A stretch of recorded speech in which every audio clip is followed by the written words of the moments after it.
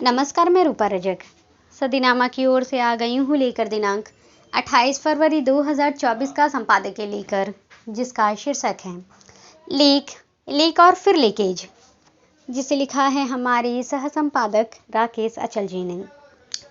बात करते हैं आज क्वेश्चन पेपर की। कई प्रतियोगिताएं परीक्षाएं होती हैं, परंतु वह लीक हो जाती हैं। इसमें राजनीति भी जुड़ा होता है और कई मामूओं का भी हाथ होता है। वो मामू जो स्कूल से लेकर कॉलेज तक शामिल होते हैं।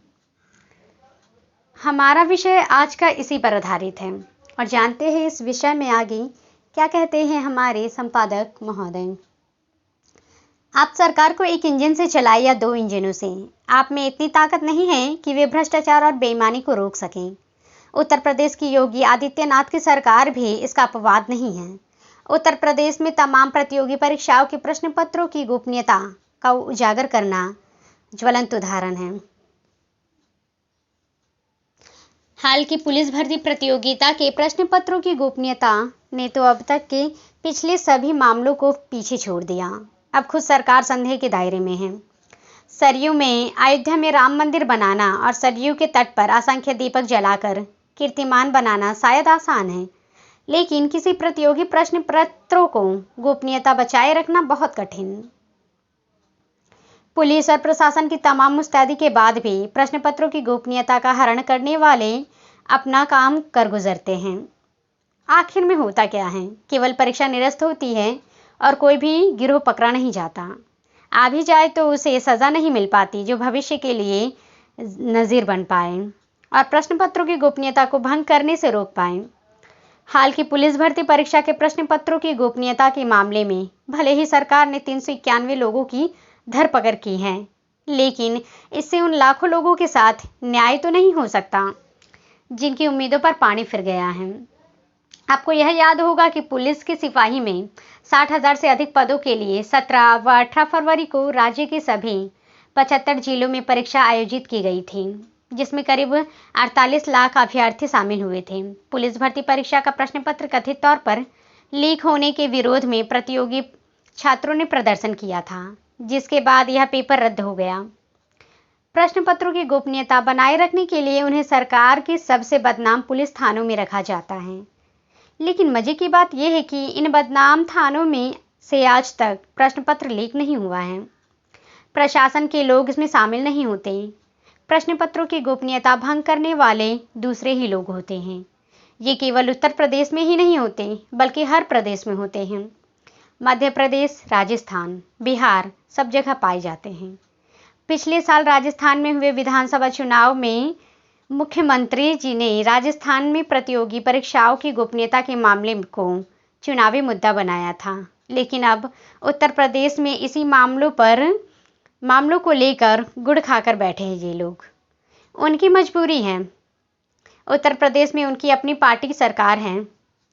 प्रश्न पत्रों की गोपनीयता से प्रश्न पत्र लीक करने वालों के साथ सरकार को भी फायदा होता है, यानी अपराधी और सरकार एक ही नाव पर सवार रहते हैं। प्रतियोगी परीक्षाएं आयोजित करने से सरकार को तगड़े फीस मिलते हैं और प्रश्न पत्र लीक होने के बाद परीक्षाएं निरस्त करने से सरकार नौकरी देने से झंझट से मुक्ति पा जाते हैं। लीक करने वालों की अपनी कमाई करने के बाद वे चंपत हो जाते हैं। इस काले कारोबार में शामिल चंपतायों को पकड़ना आसान काम है, लेकिन कोई जब करे तब ना लोग पकड़े भी जाते हैं और छोड़ भी दिए जाते हैं। उन्हें उम्र कैद या फांसी की सज़ा नहीं होती। जो सज़ा होती है उसे कोई इस अपराध से तौबा करने के लिए तैयार नहीं होता। उत्तर प्रदेश से सबसे पहले प्रश्न पत्रों की गोपनीयता और दूसरे तरह की जालसाजी के लिए मध्य प्रदेश की भाजपा सरकार सुर्खियों में रहती है। बहुचर्चित व्यापम घोटाला इस देश को अब तक याद है, लेकिन न कभी कोई मुख्यमंत्री बदला गया, न शिक्षा मंत्री, न कोई पुलिस महानिरीक्षक हटाया गया।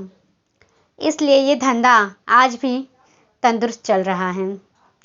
केंद्र सरकार ने हाल ही में परीक्षाओं में नकल रोकने के लिए एक सख्त कानून बनाया है, जबकि जरूरत प्रतियोगी परीक्षाओं के साथ ही सभी परीक्षाओं के प्रश्न पत्रों की गोपनीयता भंग करने वालों के खिलाफ कड़ी सजा देने का कानून बनाने की थी। बहरहाल उत्तर प्रदेश की योगी सरकार अपना काम कर रही है। सरकार फिर से रिक्त पदों की विज्ञप्ति करेंगी, फिर से परीक्षा आयोजित करेगी। सरकार जिस परीक्षा को निरस्त किया गया है उसके सभी आवेदकों को परीक्षा शुल्क में छूट देने की उदारता शायद ही दिखाएं, या निरस्त परीक्षा को बिना नए आवेदन के लिए दोबारा आयोजित करें, क्योंकि ऐसा करना घाटे का सौदा है। घाटे का सौदा कोई भी सरकार करना नहीं चाहती, भले ही मुद्दा नौजवानों के भविष्य से जुड़ा क्यों ना हो।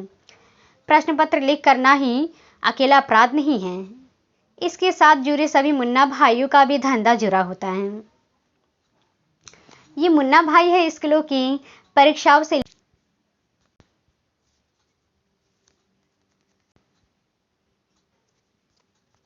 और हर स्तर की प्रतियोगी परीक्षाओं के लिए उपलब्ध होते हैं। इनका अपना गिरोह होता है। ये हर स्तर पर जालसाजी करने में सिद्धस्त माने जाते हैं। आधुनिक तकनीक का सहारा लेते हैं, लेकिन इनकी मदद अंततः सरकारी मशीनरी ही करती है। उत्तर प्रदेश में भी, मध्य प्रदेश में भी और बिहार में भी, यानी कि एक देशव्यापी समस्या है और इससे इसी तरह से निपटा जाना चाहिए। फिलहाल पेपर लीक कांड लोकसभा चुनाव के हो हल्ले में डूबने जा रहा है।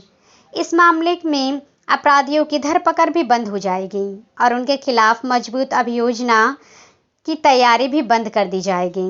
लोकसभा चुनाव के बाद देखते हैं कि किसी को इसकी याद आती भी है या नहीं। तो ये था दोस्तों हमारा आज का संपादकीय। कल फिर लौटेंगे एक नए विषय, एक नए संपादकीय के साथ। तब तक के लिए नमस्कार। सुनकर देखो, सुनकर देखो, सुनकर देखो जी। ममता राहुल मोदी बोले, लिखे जितेंद्र जी।